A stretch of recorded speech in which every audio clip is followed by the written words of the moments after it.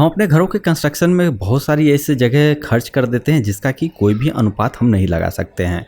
तो आज इस वीडियो में आपको बताएंगे कि आपके घर के जो कंस्ट्रक्शन जहाँ पे आप फाजुल खर्च करिएगा, जहाँ पे फालतू खर्च होने की संभावना है, उसे कम कैसे कर सकते हैं। तो इसे कम करने के लिए सबसे पहली बात, ये वीडियो आप पूरा देखिएगा, क्योंकि ये वीडियो पूरा आपके लिए ही बनाया गया है कि आप अपने घर के कंस्ट्रक्शन कॉस्ट को कितने बारीकी से और कितने सही ढंग से आप कम कर सकते हैं। तो चलिए वीडियो शुरू करते हैं। सबसे पहले बात आती है कि वॉल थिकनेस की। अगर आप घर का कंस्ट्रक्शन करते हैं तो आपको वॉल थिकनेस की सबसे बड़ी जानकारी रखनी पड़ेगी, क्योंकि वॉल थिकनेस से आपका लेबर कॉस्ट भी लगता है और मटेरियल भी आपका ज्यादा लगता है। हाँ, एक काम कर सकते हैं, जब वॉल थिकनेस की बात आती है तो आप आउटर वॉल 9 इंच का दे दीजिए, और अगर इनर वॉल की बात आती है जहां से पार्टीशन की वॉल है, तो वहां पे आप 4 इंच का 4.5 इंच का आप वॉल यूज कर सकते हैं। उस वॉल में यूज करने के लिए आपको ब्रिक की क्वांटिटी और क्वालिटी दोनों को जानना चाहिए। जैसे हमारे मार्केट में देखते होंगे कि red brick, fly ash brick और डबल AC ब्लॉक हमारा मौजूद है।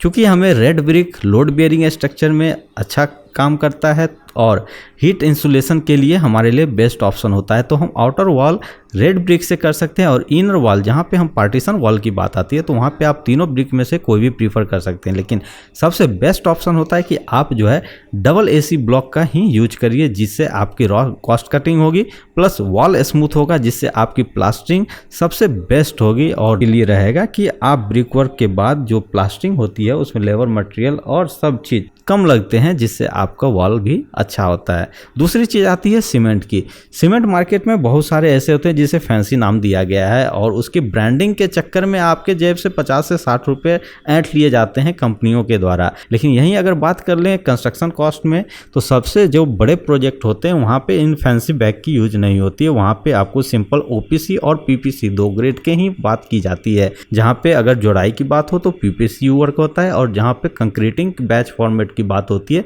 वहाँ पे ऑर्डिनरी पोर्टलैंड सीमेंट का ही यूज किया जाता है। तो आपको अगर फैंसी बैग नहीं मिलता है तो आपके लिए सबसे बेस्ट ऑप्शन है कि आप उसका सही से इस्तेमाल करिए, और खास करके सीमेंट तभी तक यूज करिए जब तक कि उसकी लाइफ बची हुई है। जैसे कि 3 महीने के अंदर जितना भी आप यूज करना है उसे कर लीजिए, और फ्रेश मटेरियल ही अपने घर में यूज करिए। अगली चीज जो है वो आपके सबसे बेहतरीन चीज है जहाँ पे आपका कंस्ट्रक्शन कॉस्ट बढ़ सकता है। तो सबसे पहली चीज आप उसे प्लॉट का चुनाव अच्छे से करिए, क्योंकि प्लॉट का चुनाव करते वक्त अगर स्क्वायर फेस का और समतल जमीन हमें मिल जाए, या फिर कुछ हाइट का हमें स्पेस मिल जाता है जहाँ पे हम प्लिंथ वर्क कम करना पड़ेगा, तो वो कॉस्ट आपके लिए बहुत ज़्यादा बेनिफिशियल होगा। यहीं अगर आधे तिरछे और इरेगुलर शेप के प्लॉट्स लेते हैं तो आपको ज़्यादा वर्क कराने पड़ेंगे, जहाँ पे प्लिंथ वर्क बड़ा हो सकता है और आपका जो प्लानिंग है वो कंस्ट्रक्शन कॉस्ट और लेबर कॉस्ट दोनों भाग सकता है। तो आप जब भी प्लॉट का साइज डिसाइड करिए तो स्क्वायर शेप और समतल जमीन का ही करिए, जिससे आपके कॉस्टिंग में बचेगी।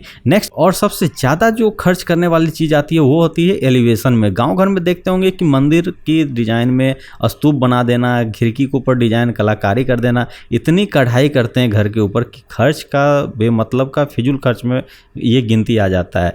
आप जितना सुंदर और साफ सुथरा और सिंपल डिजाइन रखेंगे उतना आपका कंस्ट्रक्शन कॉस्ट बचेगा, और इससे आपके मटेरियल से लेकर लेबर कॉस्टिंग में जो बचेगी वो आगे आप एक्सपेंस कर सकते हैं। साथ में इसके साथ एक और चीज़ आता है जो है इसके रंग और पेंट लाइटिंग की। तो वो आप सिंपल घर के डिजाइनिंग में भी कर सकते हैं, तो वो सुंदर लगेगा। और बात आ जाती है कि जब का घर का कंस्ट्रक्शन के लिए आप वर्क करते हैं तो आप कोशिश करिए कि नीचे आप कम से कम स्पेस को एक्वायर करिए, वहीं पे आप फ्लोर अपना बढ़ा लीजिए, और छत के ऊपर जितना आप कंस्ट्रक्शन कर सकते हैं वो आपका 40% कंस्ट्रक्शन कॉस्ट को घटा देता है। क्योंकि यहाँ पे हमें कॉल्यूम, प्लेंथ, इन सब चीज़ों से झंझट से मुक्ति मिल जाती है, और ऊपर आपका कंस्ट्रक्शन कॉस्ट बिल्कुल कम हो जाता है और देखने में भी एलिवेशन अच्छा लगता है। क्योंकि नीचे अगर सिर्फ फैलाते जाएंगे आपके डिजाइनिंग पर्पस से भी अच्छा नहीं होगा, और प्लस आपकी इकोनॉमी पे भी ये असर डालता है। तो कोशिश करिए कि जब भी आप घर का कंस्ट्रक्शन करवाइए तो अपने फ्लोर को